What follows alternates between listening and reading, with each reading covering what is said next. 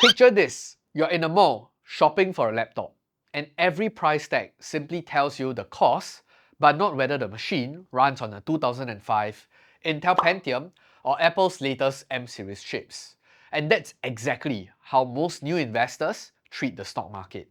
All of them are just looking at the sticker price. So the price to earnings ratio, or PE for short, is almost always the very first thing we check whenever we talk about any company stock, because it's easy to use and it reduces the company's value to a single, easy to quote number.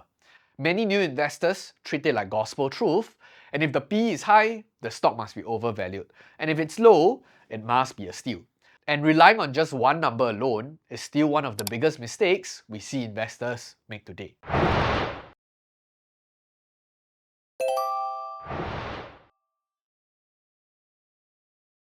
Now, let's get back to basics. What exactly is the PE ratio? In short, it stands for price to earnings.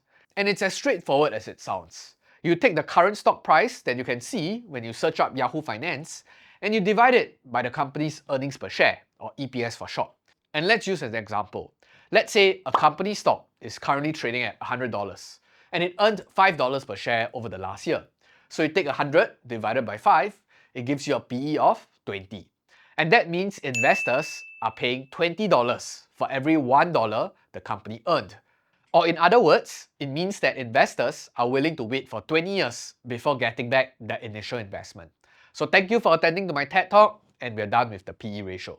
And you know what else you're willing to wait for 20 years? For you to smash that like button. So quickly do it. I'm waiting.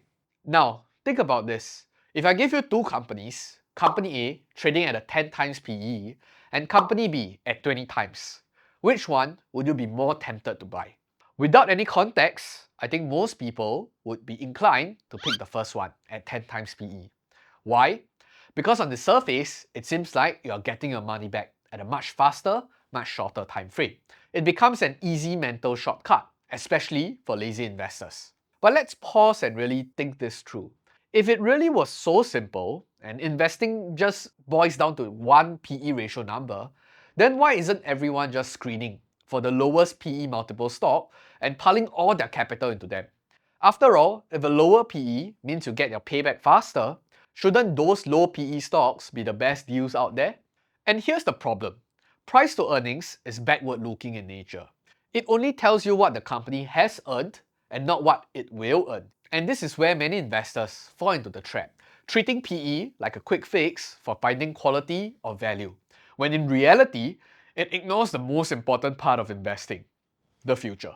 And that brings us to the second evolution of the PE ratio, which is what people call the forward PE. And as the name suggests, instead of using the past 12 months of earnings, we now look ahead. So we'll take the stock's current price, which will become the numerator, and divide it by the company's projected earnings per share over the next 12 months, based on the consensus analyst forecast. So at first glance, this seems like a much smarter move. After all, we are now factoring the growth, which is what the company is expected to earn in the next year. And it's definitely a step up in terms of sophistication. Now, if this kind of breakdown helps you make more sense of this entire investing game, you'll probably enjoy something we've put together. So it's a free weekly newsletter called Investing Bites, where we take lessons like this one, where we turn them into short, no-fluff stories and examples you can actually use. And if that sounds like your kind of thing, hit the link in the description below and we'll send you the latest issue straight to your inbox. Alright, back to this whole PE story. On a similar note, some investors actually rely on another metric called the PEG ratio, which stands for price to earnings and to growth.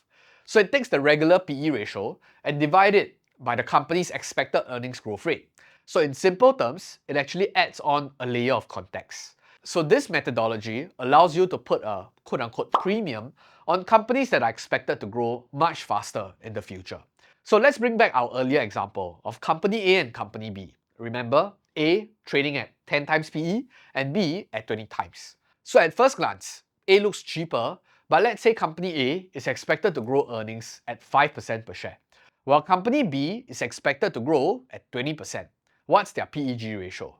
For A, 10 divided by 5, it's 2. And for B, 20 divided by 20, peg of 1. suddenly that expensive company B starts to look like a better deal because it's growing much faster. And that's the core idea behind the PEG ratio. If a company can grow earnings at a much faster rate, it can then justify a higher valuation multiple. And that future potential is what many investors are willing to pay up for. And the idea of using the PEG ratio was popularized by this legendary investor, Peter Lynch, the man behind the incredibly successful Magellan Fund. So Lynch wasn't just known for spotting multi-baggers, he was also known for keeping things simple. And one of his core rule of thumb was to buy stocks with a PEG of equal or less than 1. Because this actually means that you're essentially paying a price that's in proportion to how fast the company is growing. But here's the key question.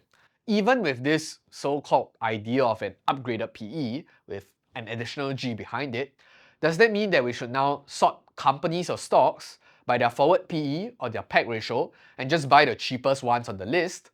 I think not quite. So I think the biggest flaw with such valuation ratio is that it's built entirely on forecasts, and they can sometimes be wrong, sometimes wildly wrong as well.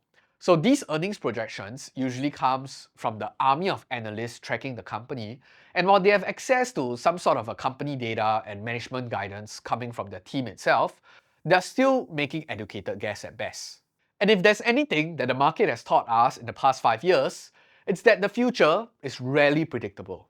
A company might miss earnings due to a weak quarter, rising costs, changing regulation, bad execution, or just a tweet from the president.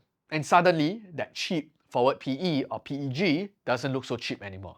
And worse still, this sort of forward-looking matrix can fool investor into a false sense of security. Now, with PE, forward PE, and PEG under your belt, you eventually come across the next evolution of valuations, and this time involving much more sophisticated financial terms, like enterprise value, EBIT, and even EBITDA, which revolves mainly around how to evaluate the different type of earnings. And this is where your valuation toolbox start to expand. You'll start to hear people talking about EV to EBIT, EV to EBITDA, price to sales, price to book, price to free cash flow, so on and so forth. So all these are just different metrics that can be incredibly useful, especially when you're comparing companies at a different stage of their growth curve or growth cycle, or when earnings alone don't tell you the full story. But here's the catch. No matter how advanced the terminology gets, all these metrics still face the same core limitation. They are either looking at the past or they're trying to project the future, using assumptions that might or might not hold up.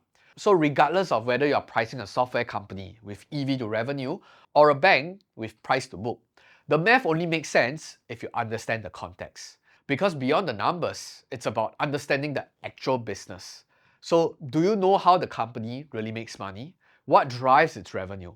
What are the key levers that the management team can pull to make earnings grow or to make earnings collapse?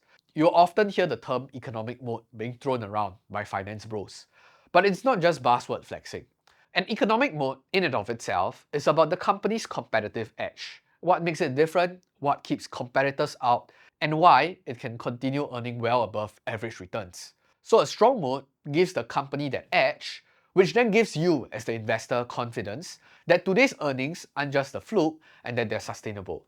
And even better still, a great business can grow those earnings over time by raising the prices on consumers, expanding the market share, or even exploring new business verticals. But here's the nuance. Not all growth is created equal. Some companies grow revenue fast, but at terrible margins. Other companies might grow slower, but with stronger profits, better customer stickiness or loyalty, or even strategic synergies with other parts of their businesses. And that's what we mean by high quality versus low quality growth. So as an investor, you need to zoom in on the quality behind the numbers and not just numbers themselves. And finally, one of the most underrated factors in valuation is the company's runway for growth. And when you get deep into the spreadsheets, it's easy to get stuck in short-term thinking, projecting earnings for the upcoming few quarters or the next year. But some of the greatest investment returns come from businesses that had a huge total addressable market and the ability for them to keep compounding and compounding and compounding for years or even decades. So if a company is in the early innings of a massive growth story, short-term valuation multiples often take a backseat. So just look at the classic companies like Netflix, Amazon, or even Microsoft. They had sky-high PEs and they looked expensive for years. But they were actually very cheap in hindsight because the future outpaced everyone's expectations. And to bring this all together, let's look at the real-world case study. So Meta Platforms, the company behind Facebook, Instagram, and WhatsApp, and if you actually keep track of Meta's forward PE over the past decade, it's been all over the place, ranging from as low as 12 times to as high of 50 times. So during its high growth years at the earlier part of this decade, when user numbers were exploding and digital ad revenue was compounding, investors were more than happy to pay a hefty premium. But that sentiment took a 180 switch in 2022 when Meta started pouring tens of billions of dollars into their metaverse ambition, while its core ad business actually faced slowing growth and mounting competition. And the end result? The stock market punished them hard. Ironically, even though Meta's share price today is trading near its all-time highs, its forward PE isn't even stretched. It is just slightly above its 10-year average. And the natural question is, what changed? It's not the multiple, but the narrative. Growth has rebounded, margins have improved, and the management has refocused on efficiency and AI innovation. And yet at the same time, the baseline earnings have increased and compounded from strength to strength. So investors didn't re-rate the stock just because of the lower PE. They did it because the story got stronger and the fundamentals were at a much better place compared to 10 years ago, of course. And that's the real takeaway here. Valuation ratios like PE or PEG, they are not crystal balls, and they are snapshots of where the business is at right now, or where it might be, but they don't tell you what's actually happening in the core business. So by all means, use them, compare them, keep them in your toolkit, but don't fall into the trap of thinking that they're the answer. Because in investing, the better you understand the business, its drivers, its moat, its growth runway, the more meaningful the number becomes. And just a few parting words, valuation is never a one-size-fits-all, but once you understand what you're buying, the numbers start to make a lot more sense. And hopefully, after this video, you have a renewed appreciation for the role valuations play in your investing journey. And this is CK from Piranha Profit signing off. Till next time, keep winning.